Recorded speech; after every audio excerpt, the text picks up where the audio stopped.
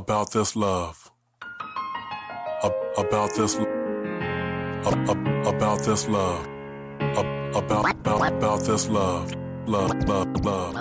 How you guys doing today? We're coming at you about this love, another week.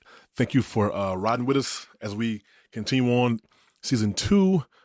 Today's topic is living out your decisions. It's just a continuation of episode 3 with my wife. We're gonna, I'll do one, and then she'll hop on it with me, and we'll do a continuation. If you haven't kind of been already seeing the flow that we've been doing things. Also, don't forget to follow us on Facebook About This Love, Instagram About This Love. Please comment, on our Facebook page, and just join in with us on the conversation as we continue on from the podcast to the Facebook conversation. And also, you can listen to our audios podcast on Audio Mac, Facebook, video, and YouTube. Okay, let's get into it. Again, my name is Dell, and I'm here with my wife Charel. Say what's up to the peoples. What's up, peoples? So today, my wife, she's gonna start us off living out your decisions. I'm gonna start us off with this. Yeah. Oh, I don't know how I'm gonna start us off when you had already started the conversation, and I know you always leave people with questions to answer. So hopefully, if you didn't hear the previous week's episode, please go back and listen to it. We'll leave a link in the description to that previous episode. So like you said before, like pause right here, go back, listen to it. But even if you don't and you've already clicked on this one, then, you could just stay here and just continue to listen. But, last week you talked about living out the decisions, and listening back on it, it's very interesting because you were talking about how, a bad decision, like you had made a bad decision that ultimately affected you wanting to make a shift in your life, a lifestyle change. You no longer wanted to commit crime. You didn't want to be doing hood rat stuff with your friends. Put me on blast. You put yourself on blast, dude. You said crimes. I committed a crime. I didn't commit no crimes. If you did one, you probably did 20. Like, who's to say? Like, what was going to stop you from doing another crime? You know what? I'm not going to say that. I was about to bust myself out. You the criminal, not me. But no. Listen to yourself, huh? No, if you think you can get away with something, you'll do it, That's human nature. Yeah, there was this lady, it was a documentary I watched on Netflix. She was like 95, I believe, when they followed her around. And she had been stealing. She had been a thief her entire life. She made a career out of it. And it was to the point where, like, they were making it into an illness. I know her last name was Payne. Maybe her name was Doris Payne. I don't remember the title of the documentary, but told the Bama name and everything. Man. They tell her name. She's done time, but they let her out in 2 years. Out of all the things that she's done, I think that they finally caught her because of the cameras. And, they said, well, she's a sweet old lady. So after she had gotten a lady from, I believe it's Macy's, she had gotten her fired or whatever. And the lady, had a sad sob story of like, you affected my life. I lost my job and everything because of you. And I think the first day that woman got out, they let her out because she was supposed to do life. And she was 92, I believe. But she was supposed to do life. And they let her out 2 years early because of the overpopulation of the, the jails, of prisons. And then, I think her first day out, she had robbed another jewelry store. And it was just like, well, dang. She had been living that lifestyle for so long. And the thrill of it, like, I don't know if they caught her or what happened, but towards the end of the documentary, they did show that, she got let out because of early behavior. Got let out early because of good behavior. And then her first day out, she was robbing another jewelry store. Hey, they were like, a habit. Yeah. And so I was thinking back to what you were saying just about how almost getting caught, that was kind of that breaking point for you. But for others, it's almost like, let's say drug addicts, or I won't even say drug addicts, but drug users. And that would make you an addict, wouldn't it? I mean, not necessarily so. Yes, to a degree, but people who use it recreationally, or people who do things like socially. Uh, okay, Dale. I smell like I smell Oh crack every God, day, I but I knew don't it want was to. I coming. don't want to be called a crackhead. It's like okay. I looked away because I knew you had a comment to make. Nah, I mean I feel you. Go ahead, continue on. I apologize. Nah, you already said it. You got it out. It's cool. But no, I was just thinking, for some people, what would be your breaking point? Like, what point would you get to, without the, I guess, without the Lord inserting himself into, what it is you're doing to show you that there's another way or that this thrill isn't what you think it is. What will be that breaking point for most people? Because for you, I mean, people been living their life committing crimes. It's like I grew up around, this lifestyle. Um, but for you, it just seemed like that one incident is what kind of knocked you off that path. I mean, I was already pondering, Mm. um, pondering, doing different things. Just didn't know what it was. And like I said, it was the Lord because how I even found out about the Job Corps speaking about drugs because it was a somebody who uses drugs who told me about the Job Corps program. It's And, not funny, but I'm glad and he how told you. what was it? It wasn't he, but Okay, or and she. how that person's neighbor son had went to Job Corps and ended up in the Navy and now he was doing good in life and had wife and children. So it was the Lord how I even found out about the program and in time it was free. All you had to do was write a paragraph and had to do a background check and they sent a bus to come and get you and then you was on your way to They Job sent a Corps. buster to come and get A you? bus, yeah, they Oh, a send you bus. a bus to Oh, come and get you. Yeah. I'm sorry. So I mean, for me, it was just an opportunity. It was just an opportunity.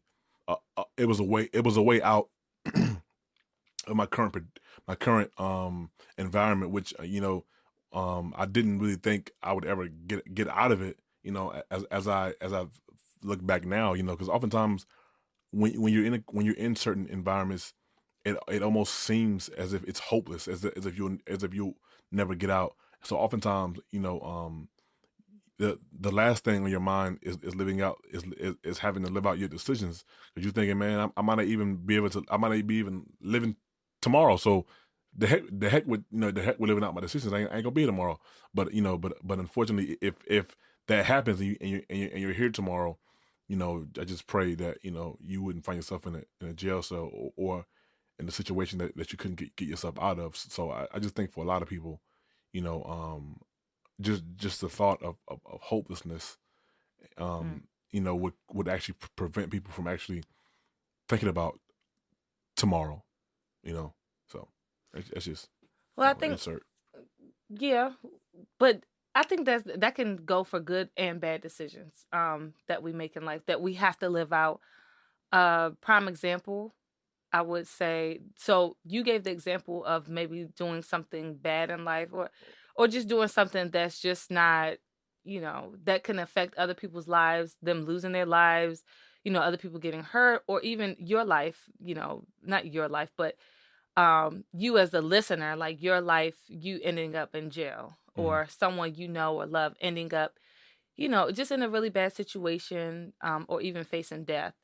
But even a good decision, I think that a lot of our peers, or even the image that they push for our peers, is that, yeah, make the decision to go after your career. And I don't think that's a bad decision, but if you don't got nothing else going on in life, you hadn't seen a different way, you can see yourself out of poverty. Well, go and pursue a career, a good career at that. And that's not a bad decision, but you still have to live with it.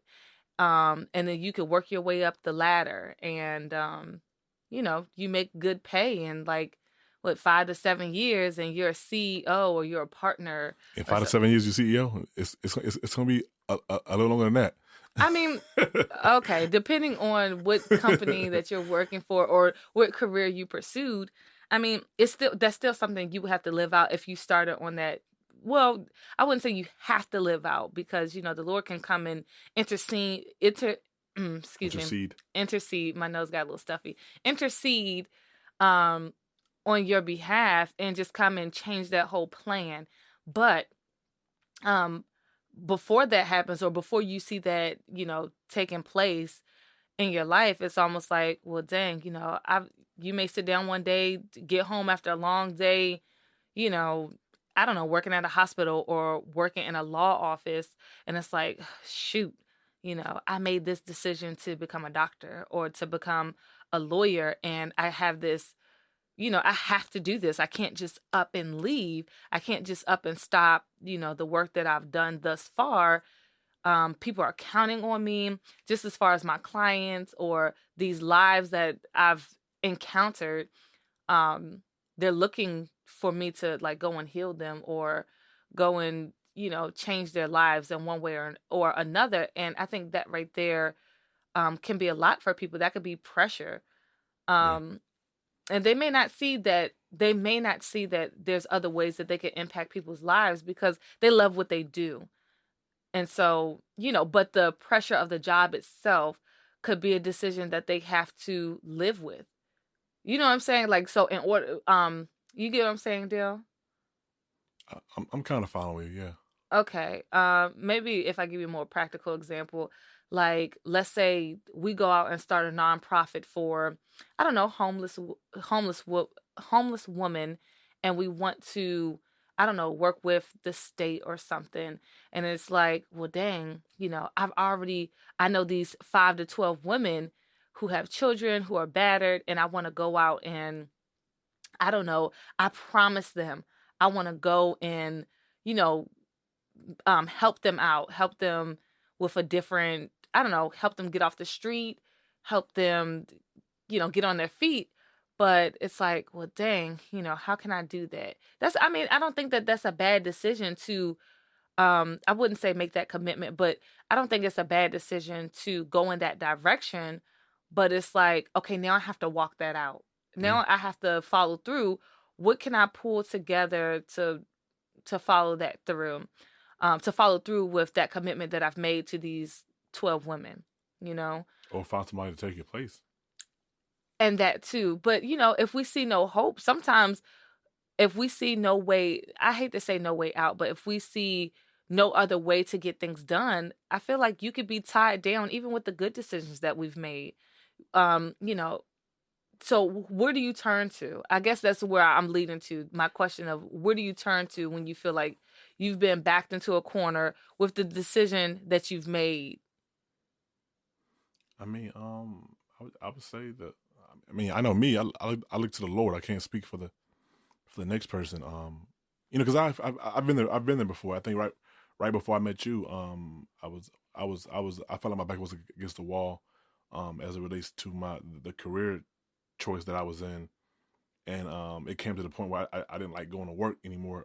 I just didn't like what I was doing. It wasn't that it wasn't that it was anything was wrong with it. I just didn't like doing it anymore. I wanted to do something different. And I made a step, in faith and applied for a different job within my within the company that I work for. And 4 or 5 years later, I'm still in that other position.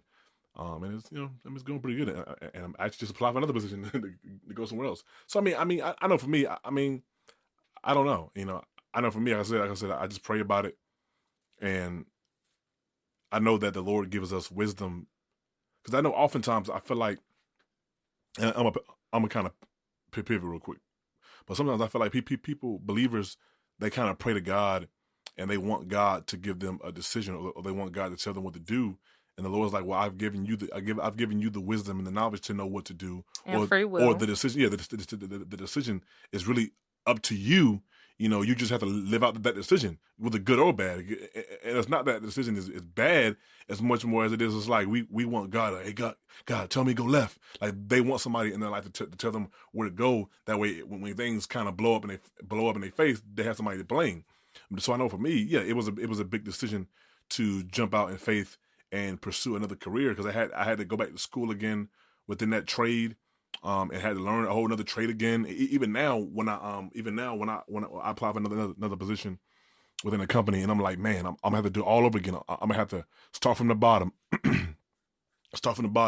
go back to schooling for that specific department, or trade within a company. And I mean, it's frustrating, but it's like ultimately I'm the kind of person I don't want to 2-3 years from now regret not making a decision that I know I should have made. So even if it means me having to live out the consequences of that decision, I can live with that. You know what I'm saying? And I know me personally, and you know me as your husband, I don't make haphazard decisions anyways. So it's like, whatever decision that you make, just make sure you put some thought into it. And if you need to, get counseling, from somebody who was much mature than yourself. I ain't talking about your friends and them who ain't, don't have much going for them, or who are always giving you bad advice. I like to call them Debbie Downers, but you go to somebody who's mature, who will be positive and of a sound mind, and get their perspective if you're not able to come up with one on your own. It's funny you say that. Going to someone who's more mature and not going to your Debbie Downer friends, because you always like to say, "Man, you hating on this, you hating on that," or you always got something negative to say. And I'm just like, well, no, I don't see it as me being negative when I see a situation kind of just come across my radar. I'm just like, well, did they really think that through? Like, are they thinking about the full picture? And I felt like I get that from you because, I mean, I was that one a few years ago, like prior to us getting married. I felt like I was that one who was kind of like, well, at one point, I felt like you said a few years ago. We've been together for over half a decade now, Charel. Come on, we hadn't been together for after. Okay, if that make you feel better. Yeah, a few years ago. I mean, yeah, it does feel like a lifetime. I've known you for longer than a few years, so you have to go back a little farther than a few years. Dale, just go with it, man. Just go with it. Anyway, there was a point in my life where I felt like, God only says 3 things: yes, no, or wait. You've heard that, right? Like, God only says 3 things: yes, no, or wait. And if he ain't saying nothing, then that means just wait. And you'd be sitting there like, well, God, one, I remember someone had asked me, well, I mean, what does God sound like to you then? And I was just like, and I thought that was such a great question because it was like, is God audible? Does God, speak to you, through dreams, or do you just feel something? Do you feel something in your spirit, or how does God really communicate with you? And I think that question allowed me to sit back and say, you know what, Lord, like, how is it that I know I'm hearing from you? Because a lot of times I would make decisions where it's kind of like, you know what, I'm not thinking this fully through, but I'm going to step out on faith. And oftentimes it played out for the better, to my benefit. But that was because I felt like I was making this decision based on, you know what, the Lord's going to catch me if I fall. And because I was the type of person who was like, well, I mean, I don't think I heard the Lord say yes, no, or wait. But, when something was to come up, then it's just kind of like, well, I guess that's a no. And, I think that in certain aspects of life, sometimes you do get a clear cut sign from the Lord of like, nah, this is not what I have you to do. This is what I want you to focus on. And then because there's free will, we can say, well, you know what? I really want to do something else. But it's not as though that we wouldn't feel urged, and the Lord will move on. And it's not as though we wouldn't feel that urge to, you know what? There's things that was on my heart and I don't want it to pass me by. So I do want to pursue what the Lord has put on my heart.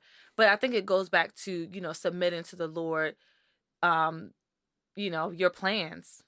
Yeah. Your plans. And I think that what does our good friend Amadi always say to us? Like, at least make that first step, and the Lord can always redirect you. Yeah. The Lord can always redirect you if you're moving, but if standing still. He's like, it's hard to move somebody. It's hard to move somebody who's moving that's standing still. But if they're moving, you can always you grab an arm or shoulder and move them in a different direction. But if they're standing still, you really can't move them anywhere, or it's much difficult to move them, But there's actually a scripture in Proverbs that says, man makes his plans, but the Lord directs his steps. So basically, it's saying like, yeah, I can make a plan, but just being open to allowing the Lord to pivot whatever decision I was going to do or change direction, if need be, or if he sees fit, Yeah. I think that's so true, because there's plenty of times where, we've planned to do something and it's just kind of like, nah, that's not what's going to happen. Like, with us selling our second car, it was kind of like, yeah, well, maybe by the end of summer, we're going to get a new car. And it's like, I don't know, 2-3 months after summer has ended, and it's kind of like, whoop, still don't have a car. And it's not for no reason, of course. Like, we've had to kind of go back to the drawing board, and we're like, okay, Lord, what have you shifted in our life where, this is not our goal right now? And I think that's a good, at the time, I thought it was a great decision to sell my car. I was just like, well, it was becoming a money pit. Yeah, it was a money pit. I didn't want it to take away from our household bills anymore. And I said, well, hey, we can work around, the schedule. And for a while, we didn't think it would work, but then it's been working out. You know why? Because we've made it work. I mean, there's just things that I may have had to, or we may have had to miss out on, some fun things or hanging out because our schedules, have been conflicting. Or I may have had to say, ask a friend, like, hey, do you mind picking me up, or taking an Uber? And it's just like, well, that's just what we're going to have to do. I had an event that I had to work for, and I had to rent a car. And it was just kind of like, well, if we had a car, and it's like, well, we don't have a car. So, that's a decision that we actually had to live out, and we're still living out, like, right now. And that doesn't mean that it's a good or a bad thing.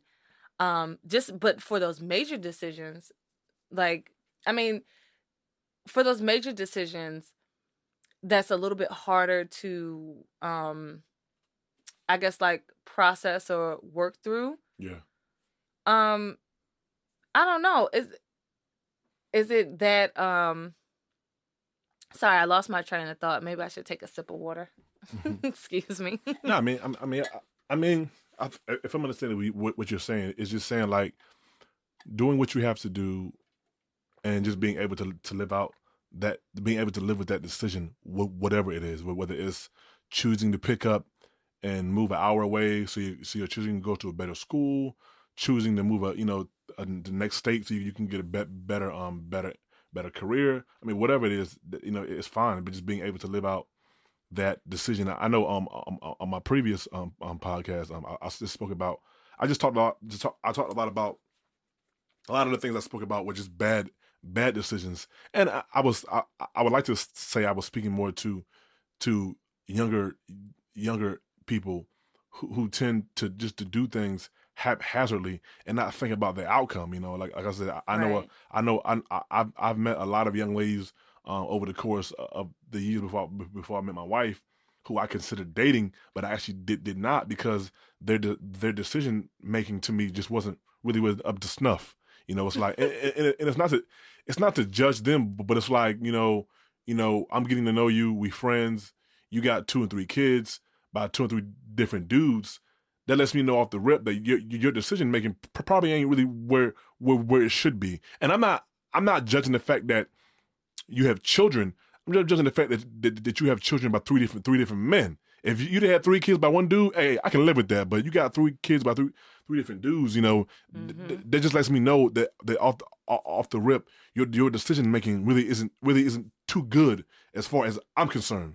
With and I may be 100% wrong, but that's just my opinion, and that's just what I view things like. I've met young ladies that I've met who've confided in me, but like, right now I'm in between different guys. I'm messing with a married dude, and I'm messing with a guy that I want to marry, but he don't want to be with me. But it's like, wow, your decision making ability, it's not there. You know what I'm saying? And I always talk to people, whether it's young men and young women, and give them the counsel that I feel like was from the Lord. But one of the things that I've learned as I've gotten older, I've learned just to be quiet. But people gonna do what they want to do. Oftentimes, because when I was young, I did what I wanted to do. Somebody could tell me, "Hey, son, don't go over there and do that because A, B, C, and D won't happen. You can bump your head, bruise your head, whatever." I went over here and did it anyways. So one of the things that I've realized now is much more is just telling people, "Hey, A, B, and C, these are gonna happen, but then this was gonna happen." And now I'm say, "Hey, man, you said that was gonna happen. I mean, how'd you know?" I know because I can see things coming from a mile away. You know what I'm saying? When you choose to make bad decisions and really not put full thought into what you do, the consequences are bad. It's a bad outcome. You know what I'm saying? Yeah. I knew a young lady who really didn't have good decision making skills as it came to men, and 2 or 3 kids later, she has what, 2 extra kids. When I knew where she Wait, had, how do you have 2 extra kids? well, I'm sorry, when I knew where she had a child, now she has 2 more children. But what I'm saying is I knew she always had a desire to be married, but unfortunately, and I'm not saying anything bad about people who have children and things like that. But what I'm saying is oftentimes when you meet young men and young women who have multiple children by multiple people, it's just it's a clear indication that they don't have very good decision making skills as it relates to picking a spouse or a mate. Well, That is a clear sign. well, let me ask you this, and I'm gonna make this quick because I know that we want to keep these podcasts kind of short and just leave room for conversation to happen like off air. But what do you think would be that determining factor of her making a bad decision versus the guy that she chose, to, I guess, that she chose to be with or have the child by, she thought, or he could have promised her that he was going to be with her. You know what I'm saying? Like, I Yeah. mean, I do. I understand. Well, I actually do know people who have kind of like pinned a child on a person. There was actually a story that recently came out that was this woman who wanted to just have a child. And so she got herself pregnant. And yes, I said that right. She was a hotel maid. I don't want to missay that, but she was a maid in this hotel, and she figured the guy was a millionaire, and she found some leftover, specimens in the trash can and impregnated herself. That's disgusting, yo. That is disgusting. just Duke could have had full blown AIDS. Oh gosh, not half AIDS, but whole AIDS. It's disgusting, yo. But either way, it's disgusting. I don't even want to hear this right now. No. But listen. She made the decision to get herself pregnant, and they actually awarded her child support after she admitted that she didn't even sleep with the guy. And so it was just kind of like, okay. But I know people in real life who, after the guy has said, like, no, I don't want to be with you, like, and they've clearly moved on, engaged to somebody else, and it's like, but you're going to go ahead and have kids by this person and then try to form a relationship out of that. And I'm just like, that I think, is that different than, well, I'll say this. I know that's different than someone who leads on a female, because what you said was her decision making wasn't good. Here's what I say, and then I'll just end it there because we can go on about this all day. Okay. And maybe we will in another podcast. But everything a person says to you, even when you go to an interview for a job, they promise you A, B, C, and D, and then you they mean it because you get it when they say you get it. Okay, every year you get a raise, A, B, C, and D.